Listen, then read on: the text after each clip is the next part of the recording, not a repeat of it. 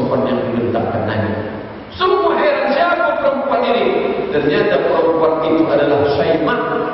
Syaimah saudara satu susuan Nabi bersama Halimatus Sa'diyah.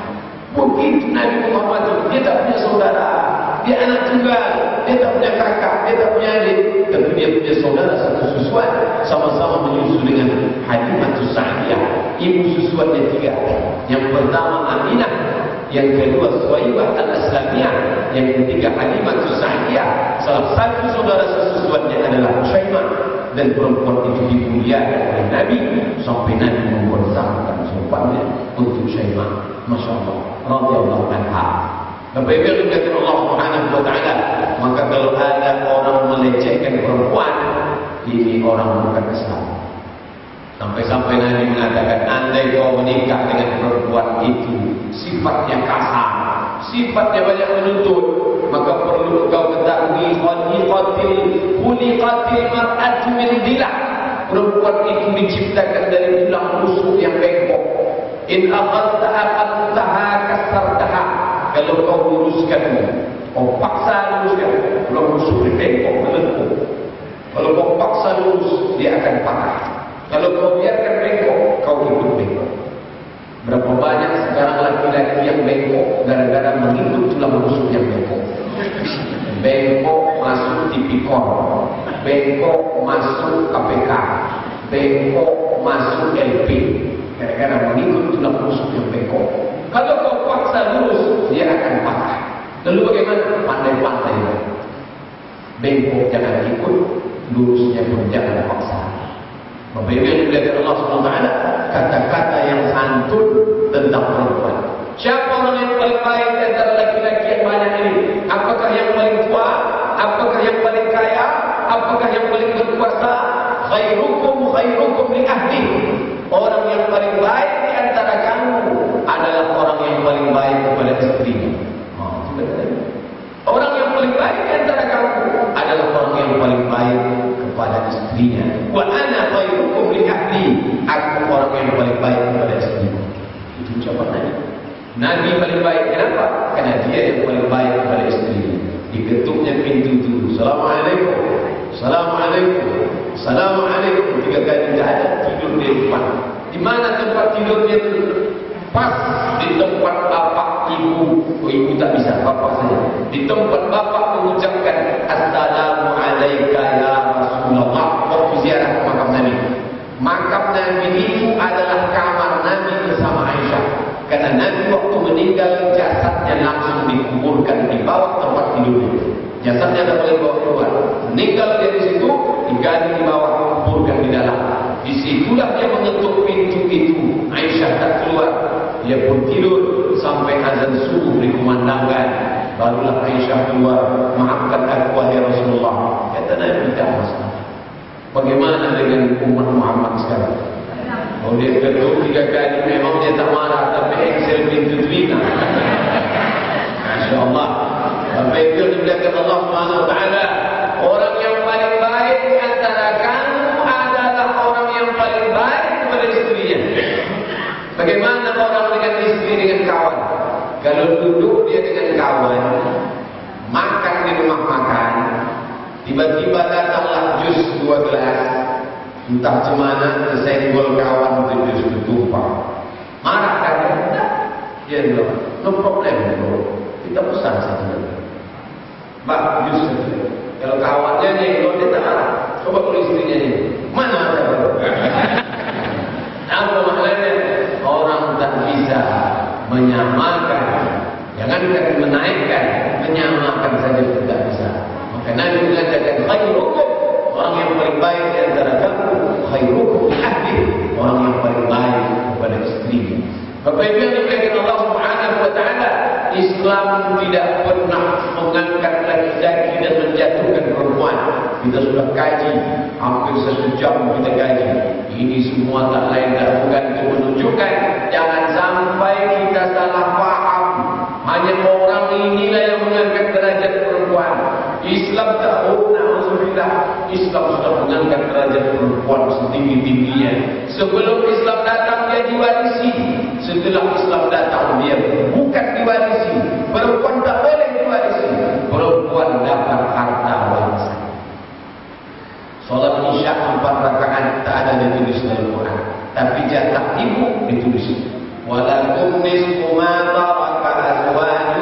illam yakul lahunna walad.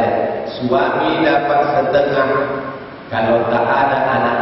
Fa in kana lahunna waladun falakumur rubu'. Kalau ada anak, suami dapat seperempat.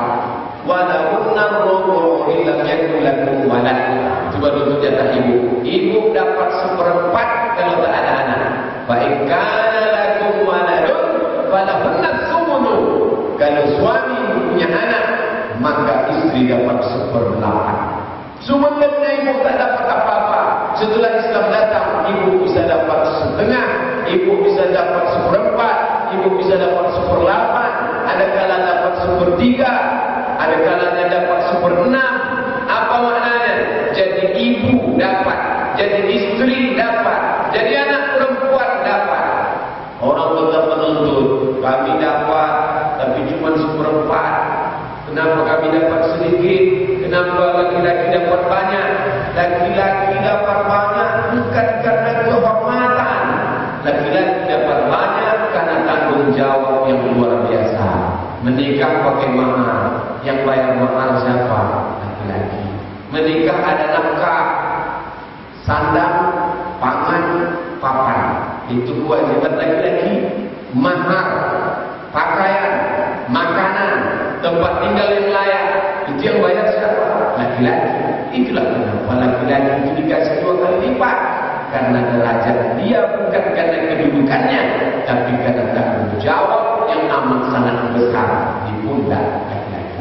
Jadi perempuan tak perlu cemburu, karena kalau dia dapat itu untuk dirinya sendiri. Adapun untuk laki-laki itu untuk perempuan juga. Memangnya mahar untuk siapa? Untuk perempuan. Memangnya makan, pakai, tempat tinggal untuk siapa? Untuk perempuan. Maka kalau laki-laki dapat 2 kali lipat, itu sesungguhnya setengahnya itu akan dibagikannya juga kepada istrimu yang perempuan. Karena sampai sekarang laki-laki menikah dengan perempuan. Tak ada laki-laki menikah dengan laki-laki. Bapak Ibu yang dimuliakan Allah Subhanahu wa taala, hanya saja orang sekarang ini tidak melihat kemuliaan itu dipandang dari kemuliaan Islam. Ini Islam, ini Barat.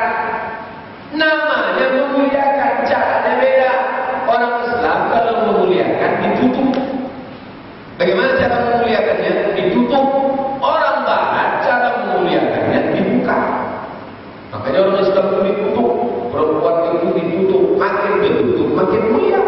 Orang Barat enggak, katanya memuliakan itu dibuka, makin terbuka makin mulia. Beda cara pandang. Nih saya kasih satu contoh. Quran. Bagaimana cara memuliakan Quran? 2 anak muda sama-sama mengatakan memuliakan Quran. Anak muda yang satu dibelinya Quran, habis itu dibelinya kain sutra, ditutupnya, habis itu dibelinya pula kotak kayu jati dan dibukir jati, dimasukkannya dalam kotak kayu jati, habis itu dipakunya 4 suku sampai mati tidak pernah dibuka. Karena menurut dia begitu memuliakan Quran. Diletakkan di ruang tamu untuk jadi bahan pajak. Sedangkan anak muda yang satu lagi kata dia memuliakan Quran bukan begitu. Memuliakan Quran itu dibuka, dikaji, kalau betul-betul dicoret-coret. Ini untuk mengingat, oh ini ayat ini ayat tentang hutang, ini ayat tentang warisan. Ini begitu cara memuliakan. Objeknya satu, tapi caranya berbeda. Maka orang banyak menganggap Islam merendahkan perempuan, padahal sebenarnya Islam memuliakan perempuan. Madu-madu kucing orang Barat mengikut cara Islam. Swiss membuat satu bis khusus untuk perempuan. Mereka tak pernah belajar tentang konsep ikhtilaf dalam Islam. Ikhtilaf itu campur aduk laki-laki perempuan. Laki-laki perempuan tak boleh campur aduk. Makanya ibu di belakang, laki di depan. Saat sholat, tutup. Ini bukan layar kaca. Tutup, tak boleh menyatu. Orang Barat itu katanya tak ada masalah. Ternyata ketika bersatu laki-laki dengan perempuan muncul pelecehan seksual, pemerkosaan. Maka akhirnya mereka sadar, dibuatkanlah bis khusus untuk perempuan. Kalau bisnya satu, tetap di dalam itu dibagi 2. Ladies first untuk perempuan. Supaya kalau ada perempuan hamil, perempuan tua, perempuan sakit, dia duduk, laki-laki tegak. Inilah tak adilnya emansipasi. Emansipasi katanya mau sederajat, tapi kalau naik bis tegak, dia minta duduk juga. Saya kan perempuan, saya duduk ya. Kalau mau tujuan emansipasi, saya perempuan, mari kita sama-sama tegak sampai akhir juga. Baik yang dimuliakan Allah Subhanahu wa taala, maka Islam mengangkat derajat perempuan. Tidak ada melebihi Islam. Yang suka baca perbandingan studi komparatif agama, bacalah. Agama Konghucu, agama Hindu, agama Buddha, agama Zoroaster, agama Katolik, agama Protestan. Tidak ada melebihi bagaimana Islam mengangkat derajat perempuan. Maka kalau kita mau anak cucu, cicit kita terangkat derajatnya, kembalilah kepada ajaran Islam. Lebih yang dimuliakan Allah Subhanahu wa taala. Oh, Pak Ustaz, Islam itu perempuan hanya jadi tukang masak, hanya jadi tukang belanja, hanya menjaga anak-anak. Ini tak betul. Ketika Nabi SAW meninggal dunia, naik Abu Bakar Siddiq 2 tahun jadi khalifah. Ketika Abu Bakar meninggal, naik Umar bin Khattab. Ketika Umar bin Khattab jadi khalifah, itu pasar kota Madinah luasnya luar biasa. Sampai-sampai azan itu kenapa jadi 2 kali? Zaman Nabi Muhammad azannya sekali. Azan sholat Jumat zaman Nabi Muhammad 1 kali. Tapi ketika pemerintahan Utsman, azan dibuat 2 kali. Karena kalau cuma sekali, banyak orang tak tahu. Banyak orang terlambat datang. Dibuat 2 kali. Itu menunjukkan pasar kota Madinah berkembang pesat. Maka pasar ini mesti dijaga. Dibuatlah satu nama khusus, namanya wilayah Hisbah. Wilayah Hisbah itu kalau kita sekarang mungkin Satpol PP, polisi pamong praja, khusus menjaga pasar. Yang menjaga pasar Madinah itu wilayah Hisbah. Nama ketua wilayah Hisbah, kepala wilayah Hisbah pasar Madinah, namanya Ummu Syifah. Kira-kira Ummu Syifah itu ada tak? Ummu Syifah kumis. Ummu Syifah perempuan. Baca sejarah. Ini menunjukkan perempuan itu boleh bekerja, boleh beraktivitas dalam kurung syarat dan ketentuan berlaku. Jadi tidak bebas macam orang sekuler. Nah, ada perempuan gelar S3, suami meninggal, anak-anak semua sudah kerja. Ngapain dia duduk di rumah cuma masak indomie sama minum teh manis, nonton TV? Bisa otaknya dipakai, dia bisa jadi anggota legislatif. Toh dia tidak meninggalkan kewajibannya.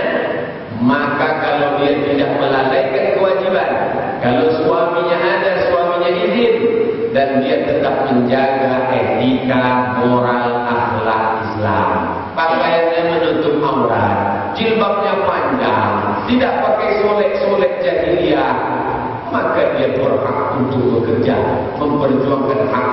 Saya kuliah di satu lembaga namanya Darul Hadis. Di Darul Hadis itu ada satu dosen, Profesor Dr. Faridah Zamrou. Guru kami waktu di Maroko, mengajar, dosen perempuan, mengajar perempuan diakui.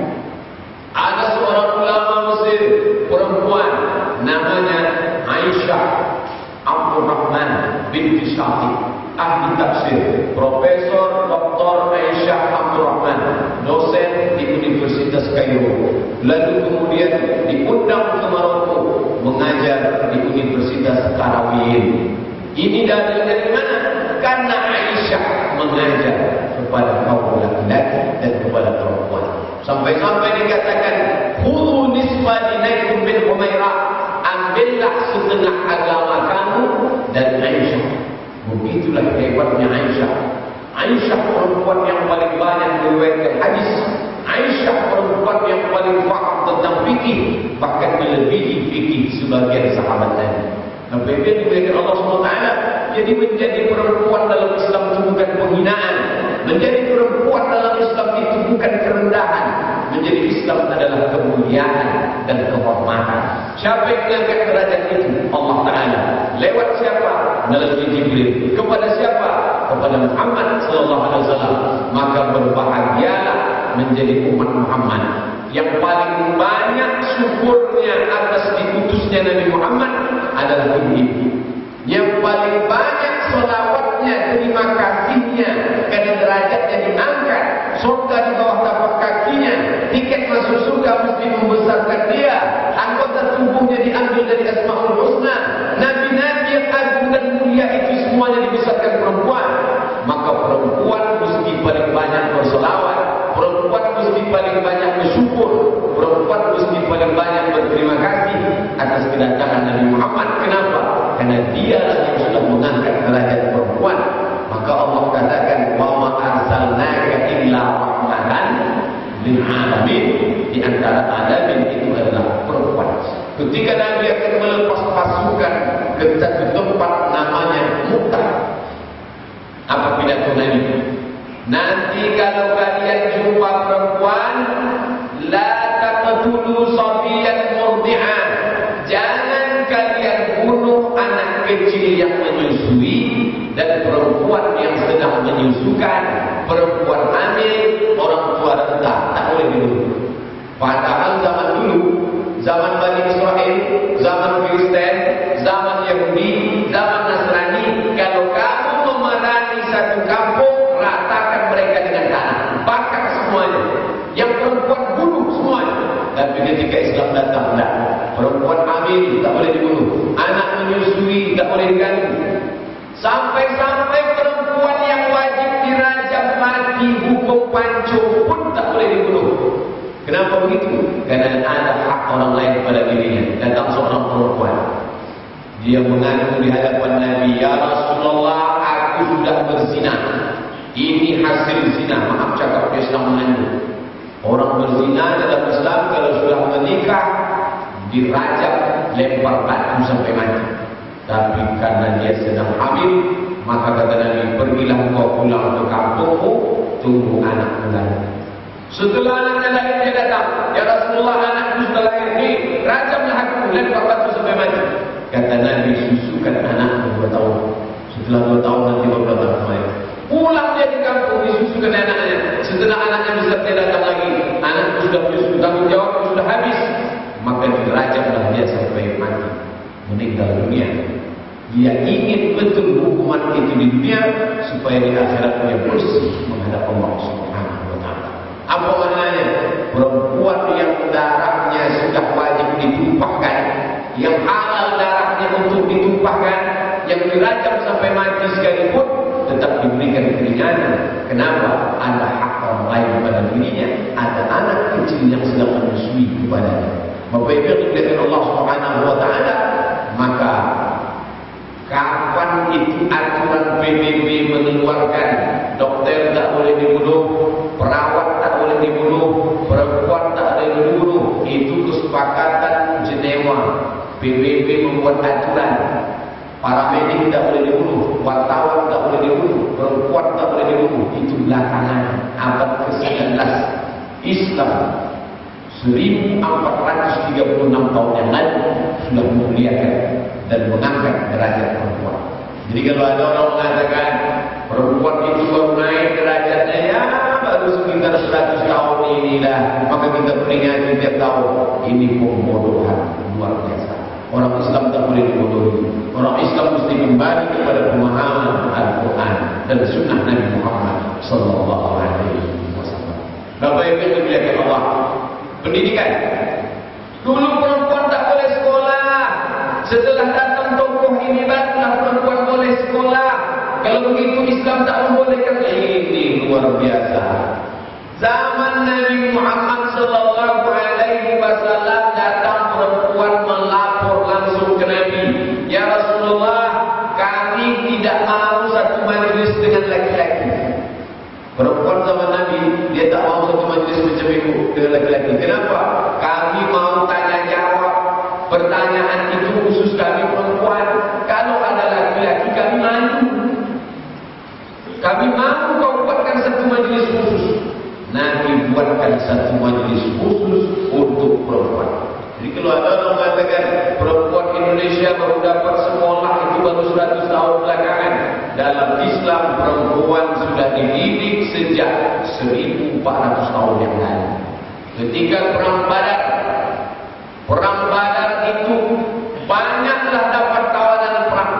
Lalu kemudian tawanan perang itu ditebus. Nabi tak minta duit.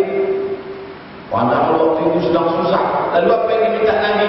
Siapa di antara kalian yang bisa mengajarkan 10 tulis baca, pengentasan buka huruf, ajar anak Madinah ini. Dan Nabi tak bedakan laki-laki perempuan. Ajarlah anak laki-laki dan anak perempuan.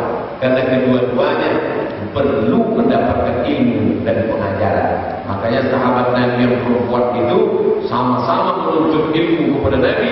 Sampai-sampai Nabi memuji perempuan Ansar yang datang dari Makkah namanya Muhajirin, yang menetap di Madinah namanya Ansar. Nabi memuji perempuan Ansar. Apa kata Nabi? Nikmatin nisaul Ansar. Perempuan yang paling baik adalah perempuan Ansar. Kenapa? La yastahyaina an yatafaqqahna fid din. Karena perempuan Ansar tidak malu dalam hal menuntut ilmu. Tengok, 1400 tahun yang lalu perempuan sudah diajar menuntut ilmu, disediakan majelis khusus. Saya yakin ibu-ibu jamaah Masjid Al-Khair punya majelis khusus juga. Biasanya dibuat hari, kadang Kamis sore atau Jumat sore, namanya wirid ibu-ibu. Itu bukan baru sekarang, zaman Nabi yang ada khusus pengajian ibu-ibu, walaupun yang mengajar bapak-bapak, tapi ada khusus.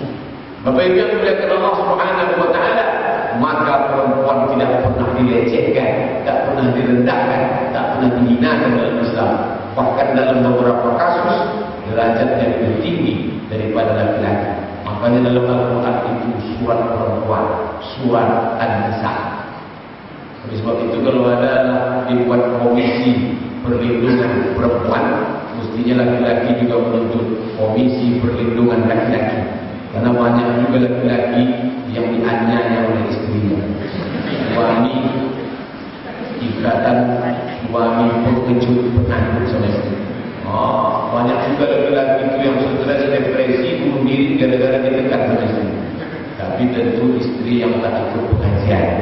Ikut dia pengajian, Masya Allah. Nabi memuji dunia beserta isinya. Apa kata Nabi? Ad-dunia mata. Dunia ini keindahan, kenikmatan, kesenangan. Tapi yang paling indah itu apa kata Nabi? Al-mar'atu salihah. Perempuan yang salihah. Perempuan dimuliakan oleh Nabi Muhammad sallallahu alaihi wasallam. Bapak Ibu yang dimuliakan Allah. Makanya kalau ada orang mengatakan Islamnya adalah agama, dia tak paham Islam.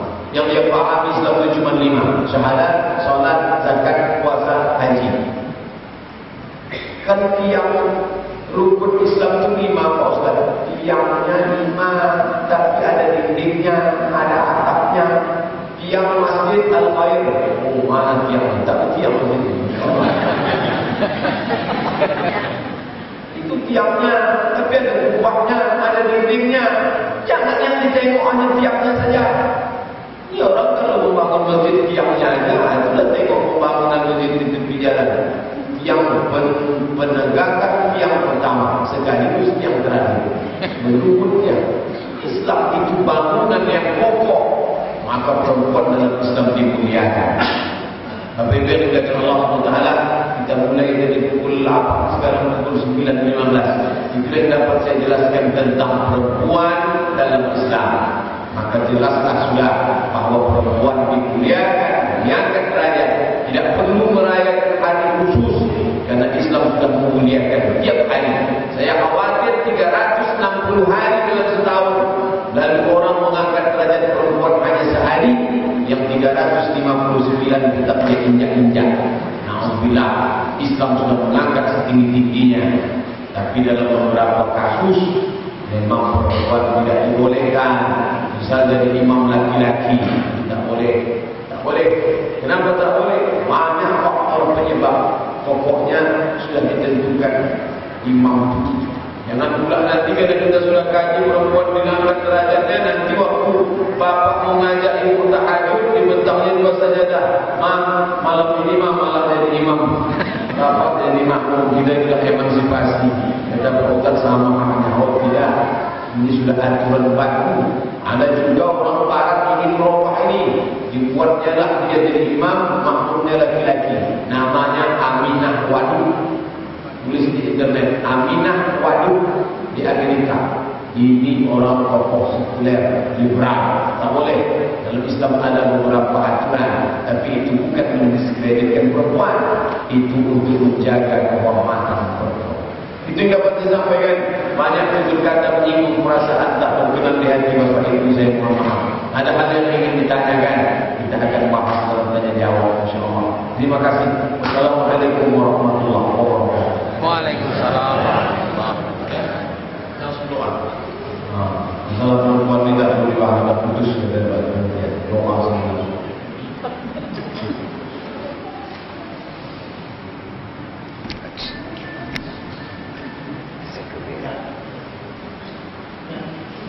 Baik. Ini kancapnya ada yang saya lihat umat Islam terlibat dalam menonton Ratu Muda. Ratu Muda.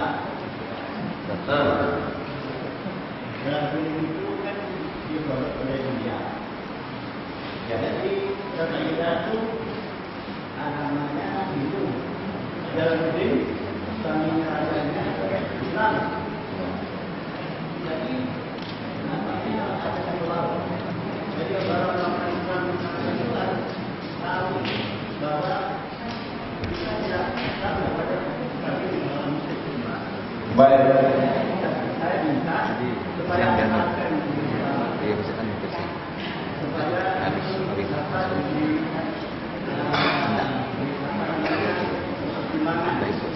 bagi bapak ibu yang punya bekal, yang punya pemahaman Islam yang baik, dia tak masalah untuk menonton mengambil penilaian.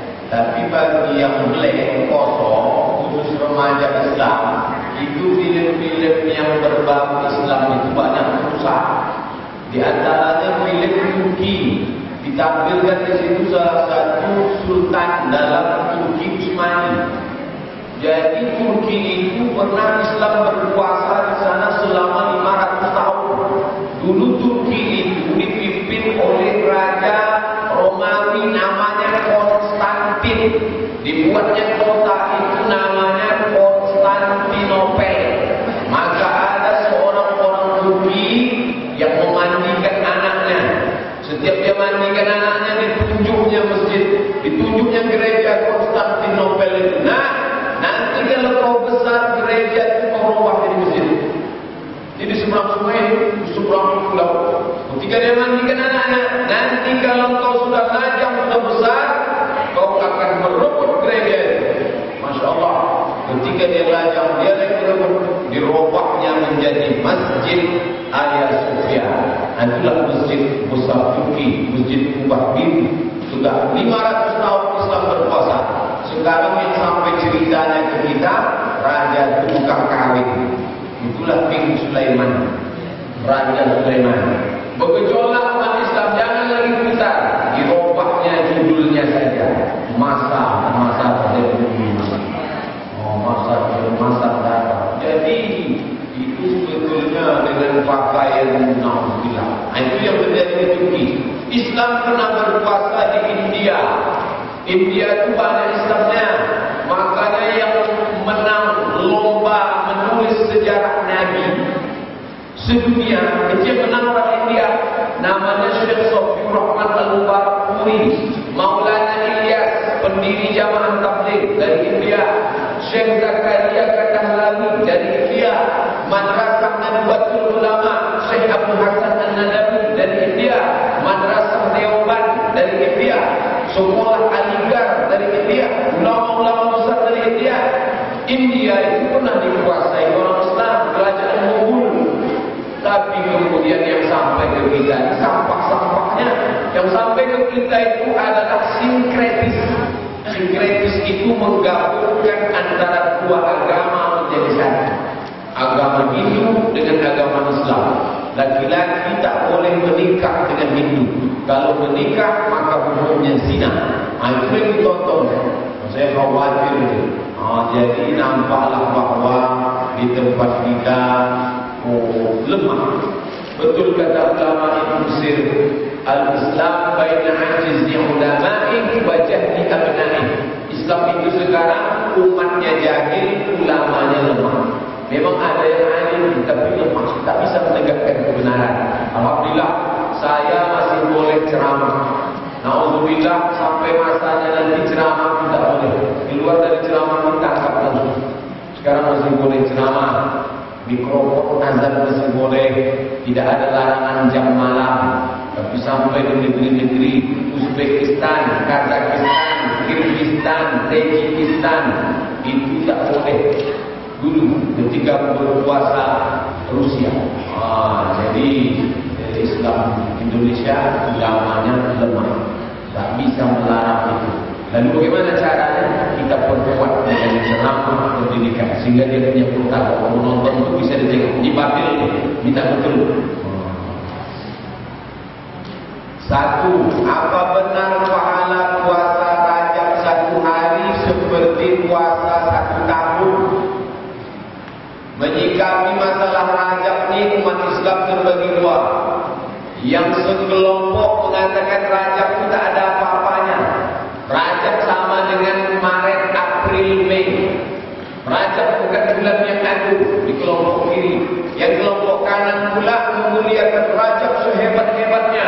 Siapa yang puasa 10 hari di bulan Rajab mendapatkan 10 kemuliaan, dihilangkan 10 kerusakan, kirimkanlah ke 10 SMS teman anda. Bila tidak dikirimkan datang 10 bala. Nih, satu ekstrem kiri Rajab tak ada apa-apanya. Satu ekstrem kanan terlalu mengagungkan Rajab. Apakah bulan Rajab itu bulan agung? Ya. Mana dalilnya? Nabi mengatakan salasun mutawaliyatun, ada 4 bulan mulia, 3 bulan berturut-turut, Zulqa'dah, Zulhijjah, Muharram. Yang satu lagi terpisah antara Jumadil Akhir dengan Sya'ban. Itulah bulan Rajab. Bulan Rajab bulan mulia. Bahwa Rajab itu dimuliakan, ya. Bahkan makna Rajab itu artinya Rajab mulia. Kalau ada Pak Rajab artinya Pak mulia. Pak Rajab dan Rajab bulan mulia. Bagaimana cara memuliakannya? Apakah ada hadis menyuruh puasa? Ada. Hadisnya riwayat Imam Ahmad bin Hanbal dalam kitab Musnad. Datang seorang laki-laki rajin puasa. Kata Nabi, kalau kau rajin puasa, jangan puasa sepanjang tahun. Engkau cukup puasa 3 hari saja. 13, 14, 15. Itu sama dengan puasa sebulan. Lalu dia jawab, ini ajidu rupa. Aku orang yang rajin puasa. Kalau cuma 3 hari kecil itu ya Rasulullah. Aku bisa tambah lagi. Kata Nabi, wa minal hurumi fasum. Puasalah engkau di bulan-bulan haram. Ini dalil puasa di bulan haram. Nabi tak menyebut Rajab. Nabi hanya mengatakan puasalah engkau di bulan haram, bulan mulia. Yang dimaksud bulan mulia itu 4 bulan itu. Jadi memuliakan bulan Rajab bagus. Puasa di bulan Rajab bagus. Lalu yang salah itu mana? Ini letak salahnya. Menentukan hari tertentu dengan ibadah tertentu, dengan jumlah tertentu, mengharap balasan tertentu. Itu tak ada dalil. Siapa puasa hari pertama dapat ini, puasa hari kedua dapat ini, puasa 10 hari dapat ini. Kalau puasa, puasa aja tanpa tengok harinya. Kalau saya seragamkan Senin Kamis dapat dua-duanya. Bapak yang puasa hari Senin dapat pahala puasa Senin, dapat pahala puasa Rajab. Niatnya satu saja, niat puasa Rajab saja atau puasa Senin saja. Bagi yang punya utang, bayar di Rajab bagus. Misalnya hari Senin kemarin Bapak puasa qadha. Saya berniat puasa qadha kemarin sakit, kemarin musafir. Di qadhanya hari Senin dia dapat 3. puasa Ramadannya jalan, puasa Seninnya dapat, puasa Rajabnya dapat. Tapi jangan pula diniatkan di waktu makan ini niat puasa Ramadan sekaligus Senin, sekaligus Rajab. Kemarin mau diganti kan? Nah, ini mengagungkan bulan Rajab bagus, mengisinya dengan puasa tak salah, dan salah mana menentukan hari tertentu dengan ibadah tertentu dengan jumlah tertentu mengharapkan balasan tertentu. Tapi tak ada dalil. Supaya kami ingatnya Pak Ustaz, sudah saya tulis, buka www.somatmorocco.blogspot.com, kopi, pasti, print, cetak, tempel dinding masjid. 2. Jika puasa 7 hari maka ditutup pintu neraka jahanam. Enak aja ada palsu. Jika puasa 8 hari dibuka pintu surga. Jika puasa 10 hari dikabulkan segala permintaan. Barang siapa mengingatkan orang lain sama dengan ibadah 80 tahun, maka kirimkanlah SMS sebanyak-banyaknya. Tak ada dalil. Bagaimana cara meminjamkan uang koperasi tanpa riba? Karena kami meminjamkan uang untuk sosial membayar lebih per bulannya. Bagaimana cara mengucapkan akadnya Ustaz? Asal lebih riba. Pinjam 1 juta, bayar 1.100.000, 100 itu riba. 1 juta untuk 1.050.000 riba juga. 1.010.000 riba juga. Lalu kalau saya pinjamkan ke bapak, saya dapat apa? Saya ditanya orang itu, Bapak, kalau saya pinjamkan duit ke orang miskin, terus saya pinjamkan 1 juta, terus dibalikkan 1 juta, terus saya dapat apa? Saya dapat pahala. Lupa dia tentang ayat. Kata tadi apa seperti satu biji, ambatat sab'a sanabil, menumbuhkan 7 cabang. Tapi kulli sumbulatin mi'atu habbah, dalam setiap cabang 100 tumbuh, 7 tumbuh 100. Inilah pahala. Saya mau dapat untung, jangan pinjam. Kalau mau dapat untung namanya mudharabah. Datang anak muda, dia ternak lele, pinjam duit 1 juta, kau tak pinjamlah duit 1 juta. Ini duit 1 juta aku pinjamkan, kau ternak lele. Nanti kalau beruntung 1,5 juta, bagi 2. Balikkan duit saya dari 1 juta, untung 500.000, 2,5 untuk saya, 2,5 untuk kamu. Itu namanya mudharabah. Nanti ketika untung dia datang, kalau rugi kita tanggung bersama. Itu namanya mudharabah. Untung sama dipikul, rugi sama ditanggung. Bukan rugi kau mampu sendiri, untung aku dapat itu, bukan. Maka kalau kita sudah perjanjian mudharabah, tentu saya tak ingin duit itu yang setiap selesai sholat saya doakan dia, ya Allah janganlah mati dia.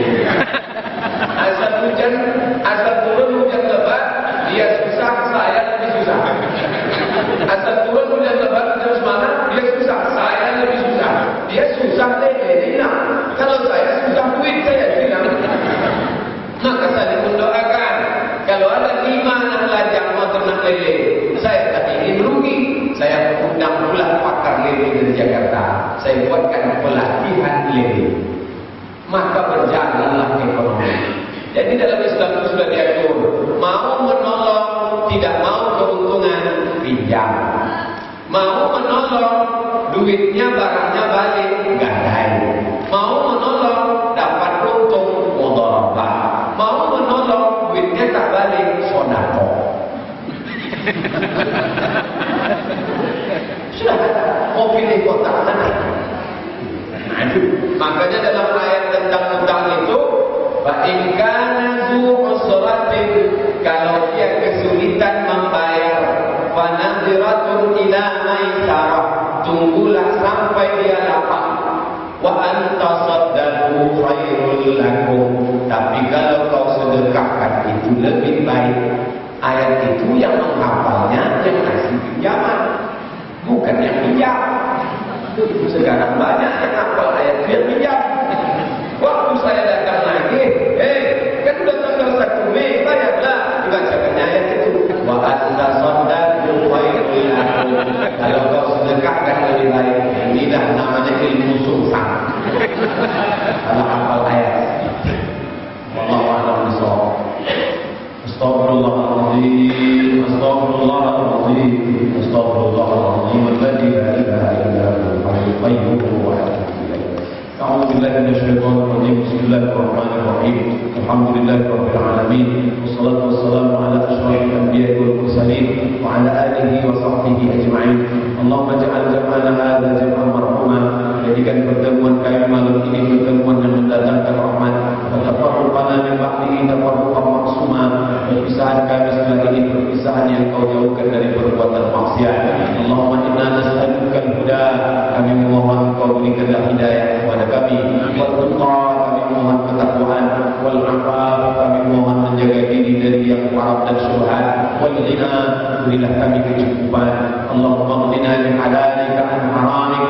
Cukupkan kami dengan yang halal sehingga kami menjauhkan diri dari yang haram. Rabbana ighfir lana dzunubana, ampuni dosa kami, wa liwalidina, dosa kedua orang tua kami, wa limasyayikhina, dosa para guru-guru kami, wa liikhwanina alladzina sabaquna bil iman, dosa saudara kami yang sudah mendahului kami dengan iman. Allahumma ja'al quburahum rawdatan min riyadil jinan, jadikan kubur mereka salah satu dari taman surga. Wa la taj'al quburahum hufratan min hufarin niran, dan kau jadikan kubur mereka salah satu dari lubang neraka, ya Allah.